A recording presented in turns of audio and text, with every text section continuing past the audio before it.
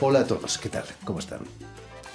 Después de 2 años de pandemia y de reclusiones forzadas, esta primavera invita al viaje, al turismo. Primavera que el castillo de Chambord, el mayor de los castillos del Loira, ha aprovechado para crear un puente entre pasado y futuro, ofreciendo carta blanca al escultor franco-argentino Pablo Reynoso, quien ha instalado 50 obras monumentales tanto en el castillo como en sus suntuosos jardines.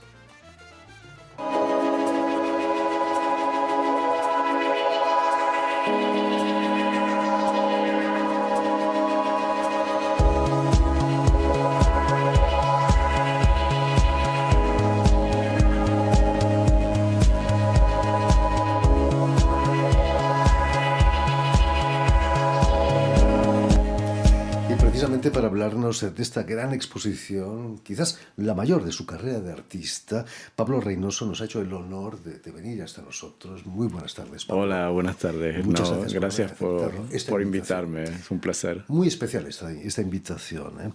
Permíteme que recuerde a nuestros oyentes que has nacido en Buenos Aires en 1955, en el seno de una familia franco-argentina. Es cierto que es por culpa de tu abuelo que empiezas a trabajar la madera. Creo que sí. Él tenía un taller de carpintería en el que yo pasaba todos mis fines de semana ahí adentro. En vez de estar corriendo por ahí, eran las herramientas, las maderas.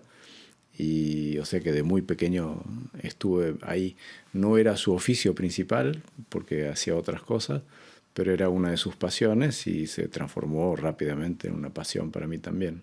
¿Qué tiene la madera que fascina a tanta gente? Quizás el olor, el ser un ser vivo todavía. Digamos que en mi caso fue el primer material con el que me encontré, o sea que hay encima un gusto especial porque lo de la infancia siempre viene con mucha fuerza. A mí me parece que su ductilidad, los olores son increíbles, a veces, no siempre. Bueno, el barniz también, ¿no? Tiene sus problemas también, ¿eh?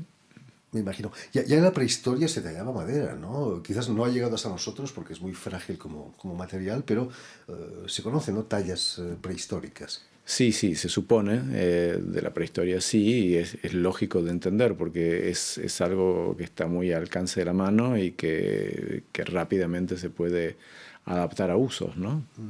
Un carpintero es además de escultor, arquitecto. Tú vas a realizar estudios de arquitectura allí en Buenos Aires, Sí. Quizás por culpa de tu abuelo también. No, los estudios eran culpa de mi entorno, digamos que era inimaginable que no haga estudios terciarios, mismo para mí. Soy hijo de médicos que todos han estudiado, médicos psicoanalistas después, creo que te lo acuerdas. Y o sea que era atrasado. Aparte que me interesaba mucho, no es que no reniego para nada de ese camino, salvo que resultaron ser todas las formas paralelas de investigación que he hecho o de estudios nutrientes para el trabajo artístico. ¿Qué dijeron en tu familia cuando decides dejar la arquitectura y dedicarte a la escultura? ¿Te sentaron en el diván quizás? No, ¿o no? Hubo dos reacciones. La de mi padre fue qué maravilla, wow, no me lo esperaba, etcétera. Y bueno, pues qué bien. Y la de mi madre fue, bueno, ¿por qué no terminas este año? Vemos el año que viene, te falta poco, etcétera. Es bueno tener un oficio como ese. Y mi decisión fue, cuando me di cuenta que no tenía que seguir dando vueltas por otro lado y que tenía que poner todas las fichas ahí, fue imparable. Naturalmente, ¿no? Quizás La reacción, quizás, esas son reacciones naturales de los padres, ¿no? Yo no vivía con mi padre, lo veía cada tanto, había una relación de afecto, pero un poco de distancia por múltiples circunstancias. Y un día vino mi padre a lo que fue mi primer taller en una calle que se llamaba Castillo, precisamente. Y bueno, era todo venía a descubrir el taller donde me había instalado, que era un lugar completamente en ruinas. Y entonces yo empiezo a mostrar más el lugar, o sea, no la obra. Y entonces íbamos avanzando y acá estaban los troncos, acá estaba esto, acá estaba el otro. Y de repente hay una escultura que tengo aún, que es una escultura que me importa en la vida, que de hecho la voy a exponer el 21 de septiembre por primera vez después de 1975 en la Galería de Renocipas en París, 108 Vieille du Temple. Por no de la He pasado el anuncio. Y veo que mi padre no avanza. Entonces vuelvo como para buscarlo, para seguirle mostrando otras cosas, y estaba plantado delante de la obra llorando, así muerto de emoción. Y ahí dije, bueno, vamos bien. Había un camino que trazar. Ahora en la actualidad eres padre y tus hijos están siguiendo caminos artísticos también. Uno de los dos sigue un camino artístico, Rodrigo, con quien no te opusiste mucho con nosotros, por cierto. Que lo has entrevistado y que trabajamos mucho juntos. Y el otro nos controla las cuentas. Importante también. No te opusiste, sobre todo a mí. No te opusiste, imagino, a su carrera como artista, ¿no? No, claro que no. Lo que me pasó lo mismo que a mis padres. Me dije, uy, Dios, en la que se está metiendo. No, digo, pero ¿por qué no? Por supuesto, evité de decir las tonterías que había oído yo, pero por pudor, porque las pensé también. Al mismo tiempo lo vi tan natural como fue eligiendo ese camino. Lo que fue más insólito fue trabajar juntos. No es fácil, imagino, trabajar con un hijo. No sé cómo es para él trabajar conmigo, pero para mí es una dicha. Es sumamente fácil, todo lo contrario. Está claro que ya entonces tenías una imaginación desbordante, lo que ha dado nombre precisamente a tu obra y a la exposición de Chambord, que lleva el nombre en francés Débordement, desbordes. No se pueden poner puertas al campo, ¿no? Se pueden. En Argentina las llamamos tranqueras, creo que en España las llamáis puertas, justamente. Se pueden, no pero al campo, ¿no?, de la imaginación, no. Ahí sí que no. Me parece que justamente lo propio del trabajo artístico es desbordar, es salir de lo que se esperaba para encontrarse con algo nuevo. En todo caso, es la práctica que a mí me gusta hacer. Volviendo a la exposición que acabas de inaugurar allí en el Castillo de Chambord, ¿cómo se reacciona cuando te proponen una carta blanca para llenar el castillo y los inmensos jardines con una obra? La primera reacción fue salir corriendo, de que en qué me estoy metiendo, esto se va de escala. Esa fue realmente la primera reacción, porque la propuesta vino justo antes de que empiece la pandemia. Entonces empecé a pensar, a elaborar. Ahí vino el primer confinamiento en París y había una derogación para proyectos culturales. Si uno iba a hacer algo que tuviera que ver con... O sea que al mes de estar confinados fuimos a visitar el castillo, claro, en un estado de soledad absoluta. Increíble, sin turistas. Sin nada, sin nadie. Como bien me dijeron, Pablo, esto no es así. Y o sea que era ya del orden de lo abstracto. Y cuando entré, digo, pero esto cómo se come, ¿por dónde empiezo? ¿Cuál es de dónde me cuelgo para ¿No te dieron algo? ganas de salir corriendo y dejarlo todo? Casi. Pero también me dije, si toda la vida vengo buscando desafíos difíciles y este es uno que realmente es difícil, no es aquí que me voy a bajar, todo lo contrario. Fue un doble pensamiento. Primero, quisiéndome proyectar en el futuro para ver cómo lo iba a resolver. Y el otro pensamiento diciendo, ¿por qué me la compliqué tanto? Pero ahí fue que entré, esta vez ya no como un turista normal, recorriendo los castillos del Loira, sino que entré con esos ojos de por dónde meterse. Y el primer lugar en el que caí absolutamente así es el centro de la escalera. Entonces, inmediatamente quise hacer una obra que pudiera entrar ahí y no pregunté directamente porque esperaba que me iban a decir que no. Es más, nunca ningún artista lo había utilizado. es un lugar protegido por el patrimonio, donde no se puede hacer un agujero de nada, o sea, es lo lógico. Y rápidamente entramos en confianza con el curador de la exposición, con el director artístico del castillo, se llama Yannick Mercoirol, con quien he trabajado mucho. Y en un momento le digo a Yannick, decime Yannick, ¿te parece que si hago algo muy... dice, bueno, proponlo. Y esta ha sido la actitud con ellos todo el tiempo. Primero era abierto. Al principio era una invitación a lo que llama una residencia de artistas, que lo que yo dije era que me parecía que estaba un poco viejo o grande para hacer una residencia de artista. Y me dijo, no, mira que acá viene gente de tu edad, que de repente necesita escribir y se aísla acá.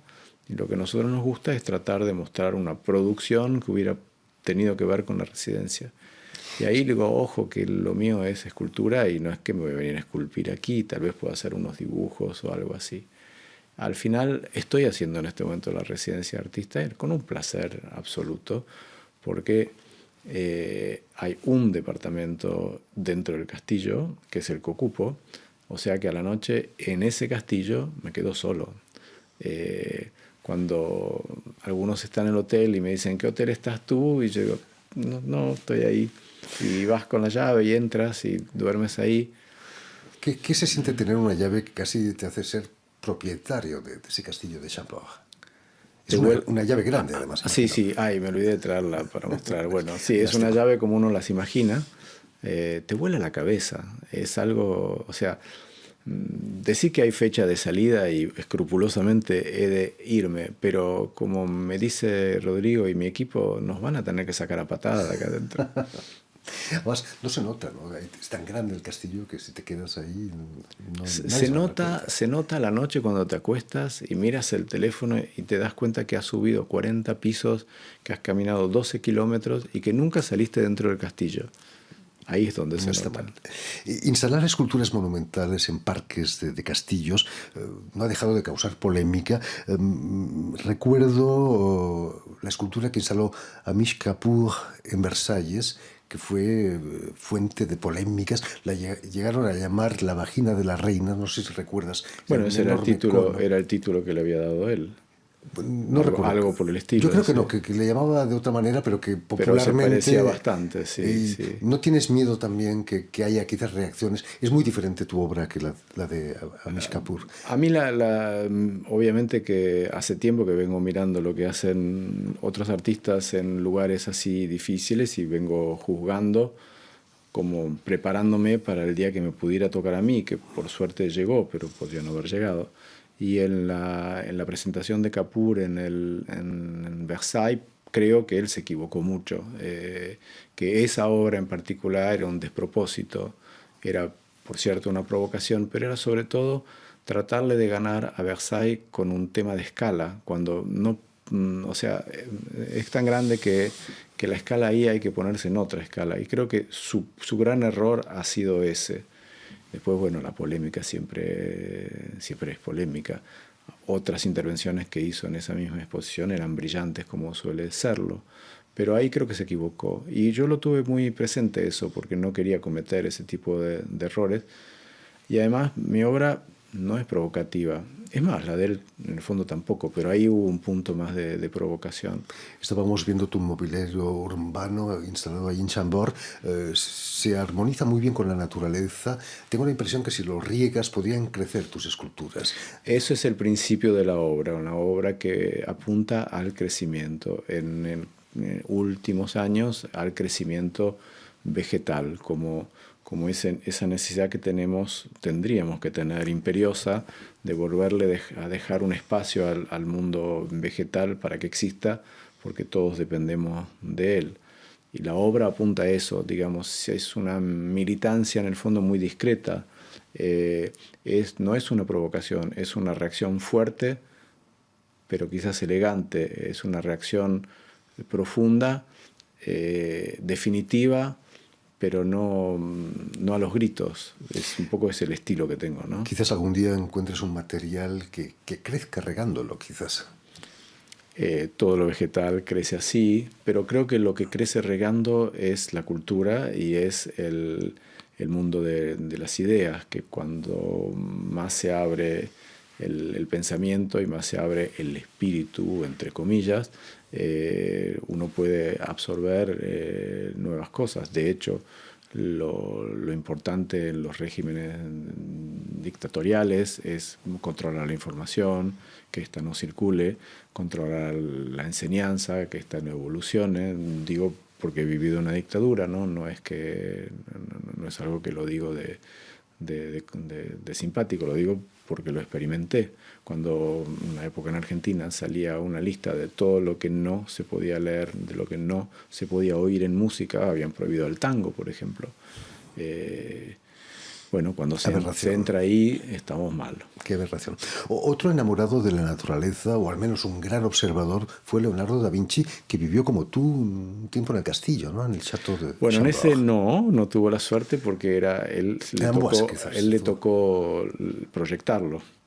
Entonces, claro. Sí, todavía no estaba construido. Todavía no estaba construido. De hecho, cuando Francisco I lo invitó y lo trajo a Francia, fue en ese momento que Francia o Francisco I adquirió la Mona Lisa, la Gioconda, como quieran llamarla, y todas las obras de Leonardo que están en el Louvre fueron adquiridas en ese momento. Y Leonardo vivió sus últimos 3 años de vida aquí, en esa zona, y proyectó un castillo que le había pedido Francisco I, que tenía que ser medio como una Venecia en la Loira, porque claro, con todos los sistemas de agua, él pensaba que se podía hacer así.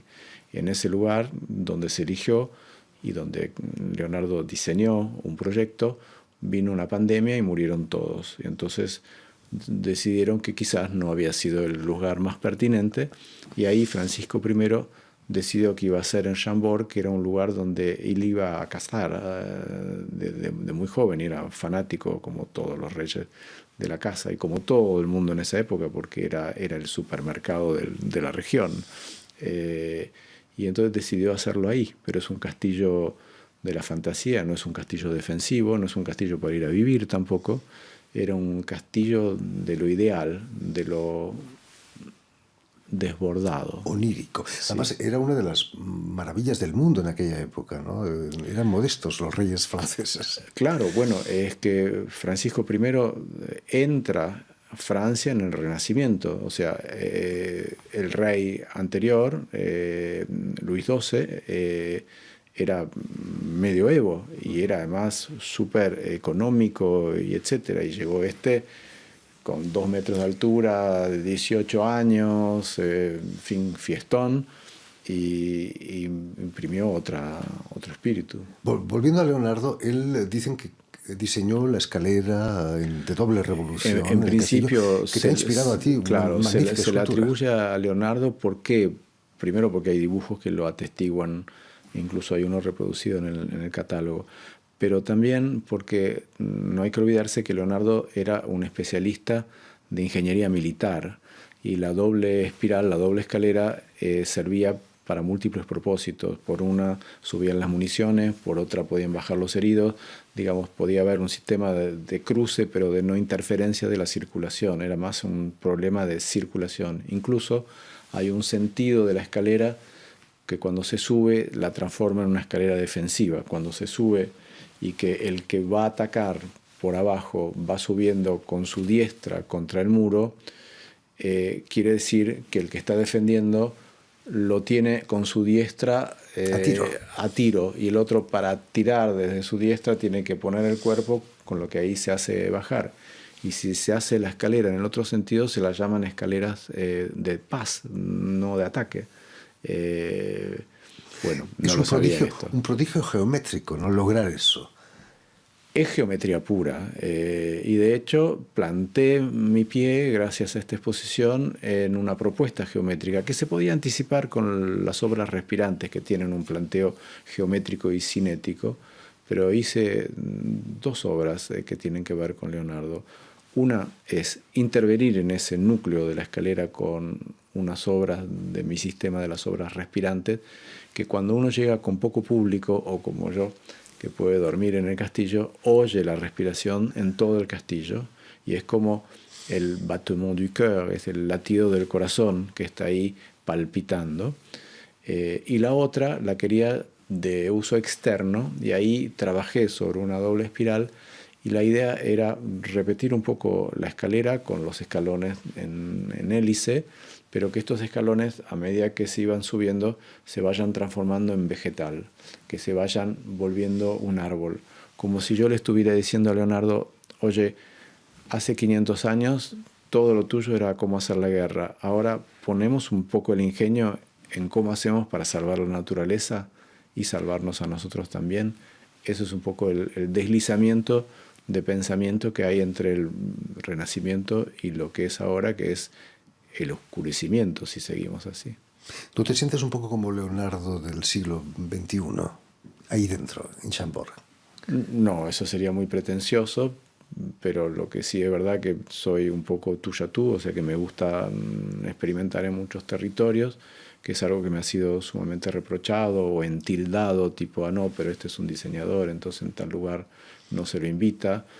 Por ejemplo, la crítica, el que escribe para diseño no puede escribir en esta exposición porque acá no hay obras de diseño. Es un absurdo, ¿no? Un absurdo de la clasificación. Pero bueno, por suerte he resistido y se ven otras cosas. Te aplaudo. La culpa la tenemos nosotros los periodistas porque nos encanta meter las cosas en cajoncitos, en clasificaciones. No solo los periodistas, es algo que tranquiliza a todo el mundo. Esto es un hombre, esto es una mujer, esto es así, esto es verde, esto es blanco.